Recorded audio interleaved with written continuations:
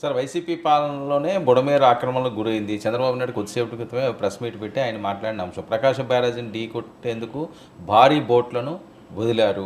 ఈ బోటు అంశం అన్నది ఏం తేలట్లేదు. బ్యారేజీని ఢీ కొట్టిన బోట్లపై వైసీపీ రంగులు ఉన్నాయని వీళ్ళంటే, చంద్రబాబు నాయుడు గారు సీఎం అయిన తర్వాత సెలబ్రేషన్లు ఆ బోట్లలోనే చేశారని చెప్పి వాళ్ళు మాట్లాడే పరిస్థితి.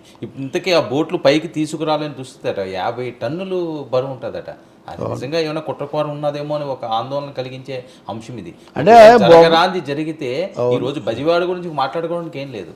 అంటే బొమ్మ బొరుస అని మీరు ఇంతకుముందు జగన్ మాట్లాడింది చెప్పారు. ఇప్పుడు చంద్రబాబు దగ్గరికి ఇప్పుడు ఈయన ముఖ్యమంత్రి కాబట్టి చాలా సీనియర్ కాబట్టి ఈయన బాధ్యత చంద్రబాబు మాటలకు ఇవన్నీ కూడా ఎక్కువగా ఉంటాయి. తప్పకుండా నిన్న కూడా నేను చెప్పాను, బ్యారేజీ విషయంలో పడవలు రావడం అక్కడ ఆగడం అనుమానాస్పదం.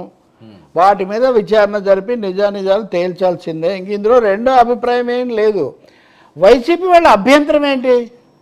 ఇక్కడ నా ప్రశ్న ఏంటంటే, ఒకవేళ ఆ ఉషాద్రి అని అయినా లేదా రామ్మోహన్ అని అయినా వైసీపీ వాళ్ళు కాదు తెలుగుదేశం వాళ్ళే అనుకుందాం వాళ్ళ వాదన ప్రకారం, అప్పుడైనా విచారణ జరపాలి కదా. మూడోది, మీకు అసలు ప్రకాశం బ్యారేజీ గురించి మాట్లాడడం మానేసి వైసీపీ టీడీపీ గురించి మాట్లాడతామంటే ఎట్లా అండి? మీరు కోర్టులో ప్రొడ్యూస్ చేయండి, కేసులో మీరు ఇన్వాల్వ్ అవ్వండి, మీరు నిరూపించండి వీళ్ళు తెలుగుదేశమే అని. అప్పుడు కోర్టు నిజంగా తెలుగుదేశమో వైసీపీకి సంబంధం ఉందా లేదా, ఆ పడవలు ఎవరు అయినప్పటికీ అక్కడికి రావటం వచ్చిన తీరు అనుమానాస్పదంగా ఉంది. వాటి వల్ల బ్యారేజీకి ముప్పు వచ్చే అవకాశం ఉండింది.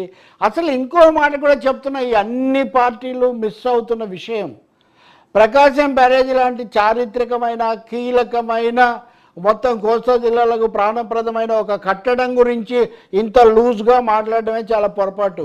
భారతదేశానికి లేకపోతే రాష్ట్రానికి అన్నిటికీ శత్రువులైన వాళ్ళు చాలామంది ఉంటారు. మీరు అంత తేలిగ్గా మాట్లాడితే బ్యారేజీకి ప్రమాదం అని మీరు మాట్లాడితే ఐడియాలు ఇస్తున్నట్టు లెక్క. మరి మనం చూస్తున్నాం కదండి, ఎంత జాగ్రత్తగా మాట్లాడాలండి. బాధ్యత రాహిత్యం ఇక్కడ తాండవిస్తూ ఉంది.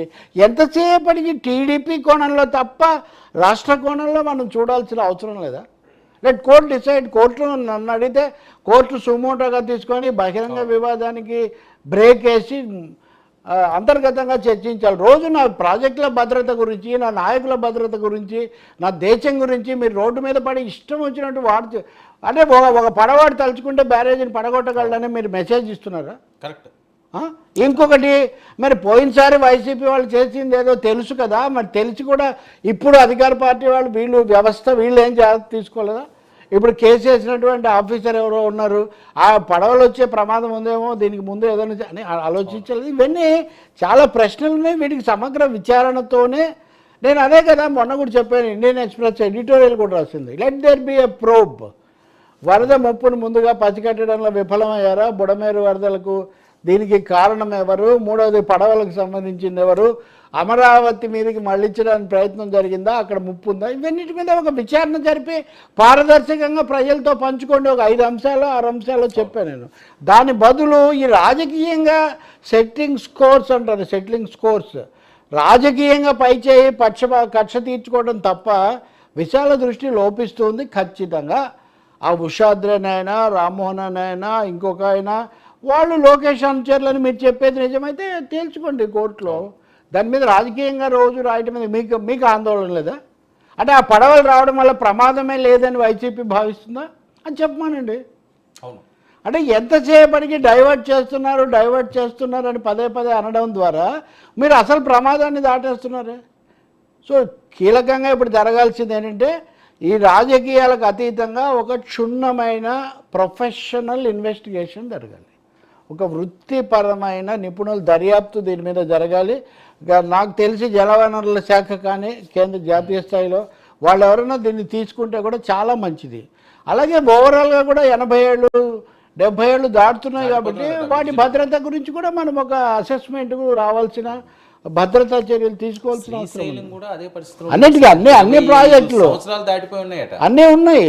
సో ఆంధ్రప్రదేశ్లో కింద ప్రాజెక్టులు ఉన్నాయి కాబట్టి కనీసం నాగార్జున సాగర్, మొన్న నాగార్జున సాగర్ గురించి కూడా ఇలాంటి వార్తలు అంటే ఆషామాషిగా మాట్లాడకూడదండి. ప్రాజెక్టులను గురించి వాటి గురించి అలా పకడ్బందీగా ఇప్పుడు అంతకుముందుకు ఇప్పుడు పోలవరం ముప్పు అయింది, ఇక్కడ తెలంగాణలో ఇదైంది, కాళేశ్వరం సమస్య వచ్చింది, ఇంకో చోట బ్యారేజ్ దగ్గర కూడా వచ్చింది. ఇవన్నీ ఎందుకు వస్తున్నాయి?